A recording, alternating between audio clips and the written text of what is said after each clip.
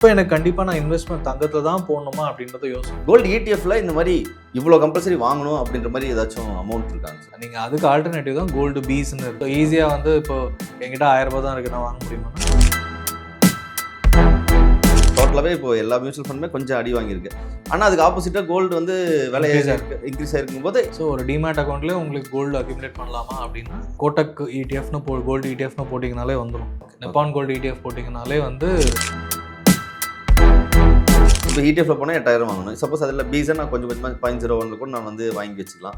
இதுக்கும் இல்லை மியூச்சுவல் ஃபண்டில் இன்வெஸ்ட் பண்ணுறதுக்கும் என்ன வேரியேஷன் சார்? இடிஎஃப் வாங்க முடியாதவங்க ஜுவல்லரியாக வாங்க போகிறீங்கன்னும் போது டிஜிட்டல் கோல்டு வாங்கிட்டு கூட பண்ணலாம். தங்கமயில் இல்லைனா ஜோஸ் ஆலுகாஸ் எல்லாருமே தனிஷ்லேருந்து எல்லாருமே டிஜிட்டல் கோல்டும் ஆஃபர் பண்ணுறாங்க.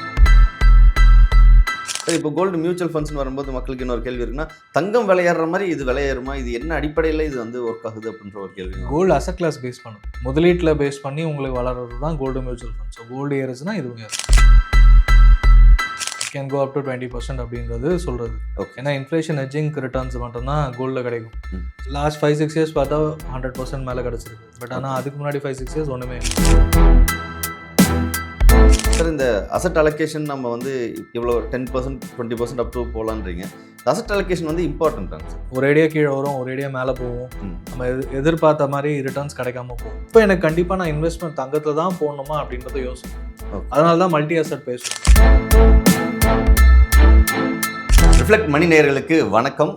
நான் உங்கள் Praveen Sen.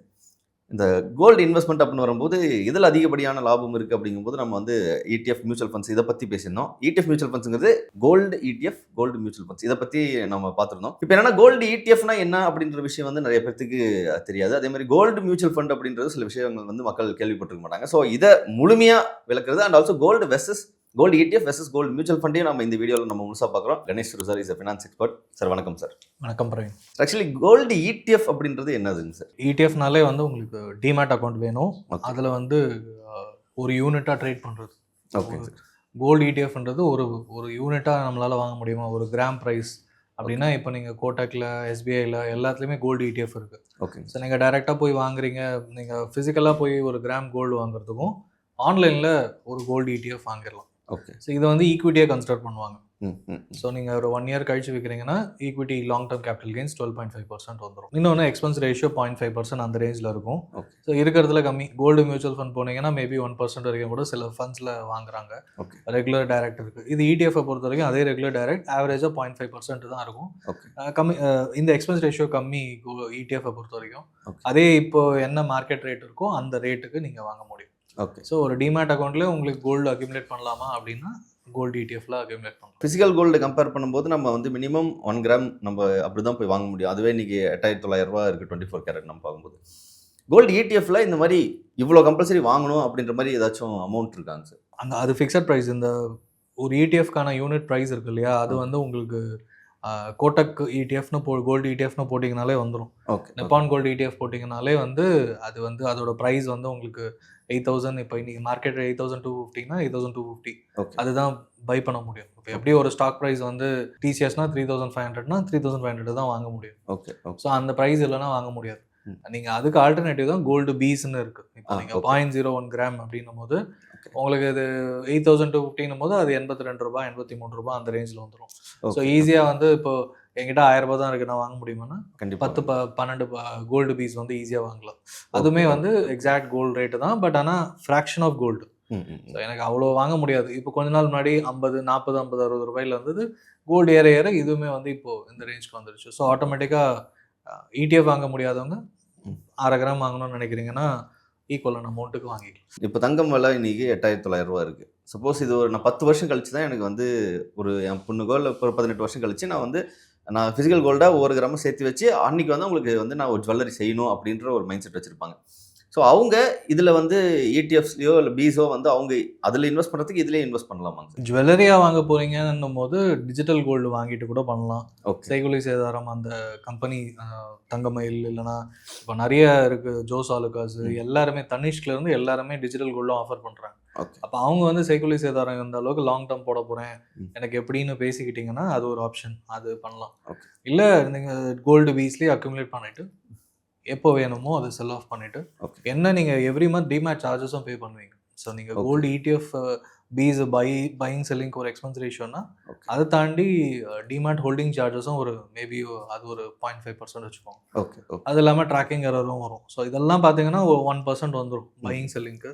Okay so tracking வாங்கும் போதும் விற்கும் போதும் ஸோ அது அந்த ரேட் வரும். இப்போ அது இல்லாமல் நீங்கள் இதுவரை சொல்லியிருந்தீங்கல்ல, ஆக்சுவலி ஏஎம்சிஸும் இருக்கும், நம்ம இயர்லேயே வந்து ஒரு சார்ஜஸ் இருக்கும் நம்ம எந்த டிமேட் அக்கௌண்ட் ஓப்பன் பண்ணியிருந்தாலும். அப்புறம் இது சொல்லியிருந்தீங்க எல்டிசிஜி டேக்ஸ் வந்து சொல்லியிருந்தீங்க. சப்போஸ் நான் ஃபிசிக்கல் கோல்டு நான் வாங்கி அதை விற்றாலும் அதோட கேபிட்டல் கெயினுக்கும் நான் வந்து டேக்ஸ் கட்டுற மாதிரி தானே சார் இருக்கும்? அதுவும் டேக்ஸ், ஆமாம், நீங்கள் சோர்ஸ் ஆஃப் இன்கம் காமிச்சு அதுவுமே காமிக்கிற மாதிரி தான் இருக்கும். ஓகே எவ்வளோ பை பண்ணலாம் எவ்வளோ விற்கலாம் அதுவுமே லிமிட்ஸ் இருக்குது. ஸோ அதுலேயுமே உண்டு. ஸோ 12.5%னா நம்ம இதில் அந்த எல்டிசிஜி டேக்ஸ் நம்ம பே பண்ணியே ஆகணும் அப்படிங்கிற பட்சத்தில் நமக்கு இந்த 1.5 லட்சத்துக்குள்ளே இருந்துச்சுன்னா நம்ம வந்து அதை கிளைம் பண்ணிக்கலாம் அப்படின்றது இருக்கு இல்லைங்க சார்? இல்லை, கேபிட்டல் கெயின்ஸ் வேறு, உங்களுக்கு லிமிட்ஸ் அதெல்லாம் வேறு. ஏன்னா Okay. உங்களுக்கு நியூ டேக்ஸ் ரெஜிம் போனீங்கனாலும் பேசிக் எக்ஸம்ஷன் லிமிட் தாண்டி வந்துருச்சுனாலே பே பண்ணி ஆகணும். Long term capital gains short term capital gain எது வருதோ அதை பே பண்ணி ஆகணும். ஓகே ஓல்ட் டேக்ஸ் ரெஜிம்லேயும் பார்த்தீங்கன்னா எக்ஸம்ஷன் லிமிட்ஸு மற்ற ஏடிசி இதெல்லாம் போனாலும் கட்டினாலும் உங்களுக்கு டாக்ஸேஷன் இல்லை அப்படின்னாலும் லாங் டேர்ம் கேபிட்டல் கெயின்ஸ் வந்தால் கட்டி தான்.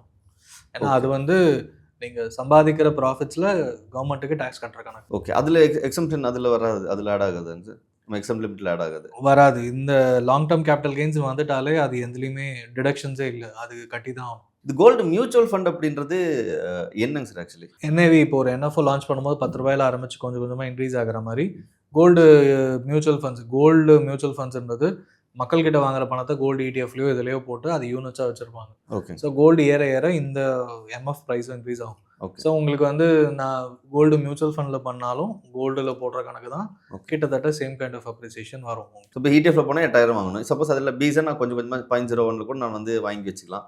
இதுக்கும் இல்லை மியூச்சுவல் ஃபண்டில் இன்வெஸ்ட் பண்ணுறதுக்கும் என்ன வேரியேஷன் சார்? எல்லாமே ஆன்லைனில் போடுறது தான். எவ்வளோ ஆப்ஷன்ஸ் இருக்குது, நீங்கள் எதில் வேணால் சூஸ் பண்ணலாம். கோல்டு மியூச்சுவல் ஃபண்ட்லையும் பணத்தை போட்டு கொஞ்சம் கொஞ்சமாக சேர்க்கலாம். மந்த்லி எஸ்ஐபி மோடில் போடலாம். கோல்டு பீஸ் வந்து நீங்களாக போய் டிமேட்டில் பை பண்ணணும். கோல்டு மியூச்சுவல் ஃபண்டுக்கு டிமேட் தேவையில்லை. ஒரு எஸ்ஐபி ஆரம்பிச்சுட்டு நீங்கள் மந்த்லி 500,000 rupees 3,000 rupeesனு போட்டிங்கன்னா அது பாட்டுக்கு லாங் டேர்முக்கு அக்யூமுலேட் ஆகும். கோல்டு இன்க்ரீஸ் ஆகும்போது இன்க்ரீஸ் ஆகும். சார் இப்போ சேம் இப்போ எல்டிசிஜி இதுக்குமே அப்ளை ஆகும்ல? ஆமாம், காமன் தான். இப்போ எல்லா அசட் கிளாஸ்க்கும் கிட்டத்தட்ட காமனாக கொண்டு வந்துட்டாங்க. சார் இப்போ கோல்டு மியூச்சுவல் ஃபண்ட்ஸ்னு வரும்போது மக்களுக்கு இன்னொரு கேள்வி இருக்குன்னா, தங்கம் விளையாடுற மாதிரி இது விளையாடுமா? இது என்ன அடிப்படையில் இது வந்து ஒர்க் ஆகுது அப்படின்ற ஒரு கேள்வி. கோல்டு அசட் கிளாஸ் பேஸ் பண்ணுது. ஈக்விட்டி மியூச்சுவல் ஃபண்ட்னா ஸ்டாக் மார்க்கெட் பேஸ் பண்ணுது.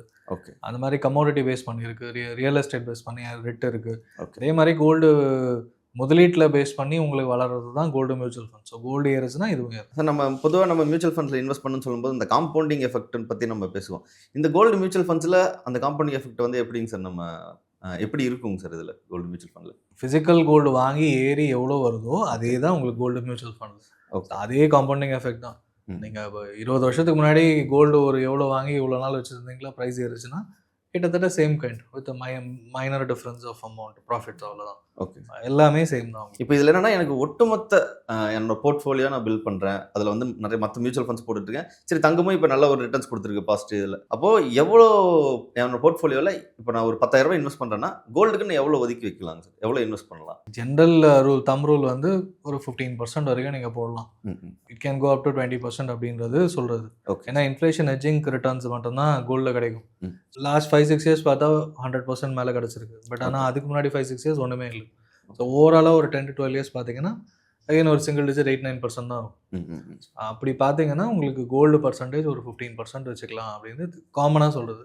ஓகே உங்களுக்கு 20% கூட வச்சுக்கலாம். So it's up to the individual charge. Sir இந்த அசட் அலோகேஷன் நம்ம வந்து இவ்வளோ 10% 20% அப் டு போகலான்றீங்க. அசட் அலோகேஷன் வந்து இம்பார்ட்டன்ட்டாங்க சார்? ஏன்னா கோல்டு இப்போ ஏறுது. அதுக்கு முன்னாடி 5 இயர்ஸ் ஏறலைன்னும் போது அப்போ ஈக்விட்டி ஏறிச்சு. இப்போ இந்த போன வருஷம் ஈக்விட்டி பெருசாக லாஸ்ட் 6 monthsல பயங்கர ட்ராப் ஆகும்போது கோல்டு வந்து இன்க்ரீஸ் ஆச்சு. இப்போ நீங்கள் லாஸ்ட் 10 இயர்ஸில் கம்பேர் பண்ணாலே கோல்டு எப்போல்லாம் ஏறுமோ அப்போது ஈக்விட்டி மார்க்கெட் நெகட்டிவ் இருக்கும், இல்லைனா கம்மியாக இருக்கும். ஸோ உங்களுக்கு அசட் அலோகேஷன் வரும்போது ரியல் எஸ்டேட் வந்து எல்லா டைமும் ஏறாது. ஒரு 5 வருஷம் 10 வருஷம் ஏறாமல் இருக்கும், அப்புறம் டக்குன்னு இன்க்ரீஸ் ஆகும். ஸோ எல்லா அசட் கிளாஸ்லையும் நீங்கள் பணம் வச்சுருந்தீங்க, முதலீடு பண்ணியிருந்தீங்கன்னா ஆவரேஜாக உங்களுக்கு வந்து ஒரு மோர் தேன் 10-15% வரதுக்கு வாய்ப்பு இருக்குது. அந்த இப்போ வெறும் ஸ்டாக் மார்க்கெட்டில் போட்டிருந்தாங்கன்னா ஏற்ற இறக்கம் பயங்கர அதிகமாக இருக்கும்.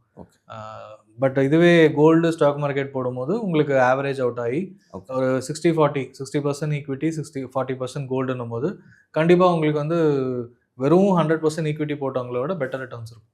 ஓகே. ஸோ அந்த ஆவரேஜ் அவுட் ஆகிறதுக்காக தான் வந்து எல்லா அசட் கிளாஸ்லையும் முதலீடு பண்ணுறோம். ஓகே. அதாவது நீங்க சொல்றது இப்போ சப்போஸ் ஒரு ஸ்மால் கேப் மியூச்சுவல் ஃபண்ட போட்டிருக்கேன்னா, அது ஸ்மால் கேப்ல டோட்டலாவே இப்போ எல்லா மியூச்சுவல் ஃபண்டுமே கொஞ்சம் அடி வாங்கியிருக்கு. ஆனா அதுக்கு ஆப்போசிட்டா கோல்டு வந்து விலை Increase ஆயிருக்கு. இன்க்ரீஸ் ஆயிருக்கும்போது, இது வந்து ஒரு நமக்கு ரொம்ப லாஸ் இல்லாம ஓரளவுக்கு மேனேஜ் பண்ணிருவோம். ஒரு குஷன் கொடுக்கும். இல்லைன்னா ஒரேடியா கீழே வரும், ஒரேடியா மேலே போகும். ம். நம்ம எதிர்பார்த்த மாதிரி ரிட்டர்ன்ஸ் கிடைக்காம போகும். ஓகே. அப்போ எல்லாத்தையும் இப்போ ஃபிக்ஸட் ரிட்டர்ன்ஸ் இப்போ ஃபர்ஸ்ட் இனிஷியல் 2 இயர்ஸ் அடுத்த 2 வருஷத்துக்கு தேவைப்படுற பணத்தை எஃப்டி மாதிரி ரிட்டர்ன்ஸில் போடுங்க. கேபிட்டல் சேஃபாக இருக்கணும். ஓகே. ஏன்னா நமக்கு பணம் முக்கியம். அதில் கொஞ்சம் ரிட்டர்ன்ஸ் வருமா. அப்போ வந்து அதில் 2 வருஷத்துக்குள்ள அதிகமாக ரிட்டர்ன்ஸ் ஆசைப்படாமல் இருந்தோம்னா கண்டிப்பாக நமக்கு தெரியும் இவ்வளோ போட்டால் எவ்வளோ கிடைக்கும். இல்லை ஆர்டி போட்டால் தெரியும்.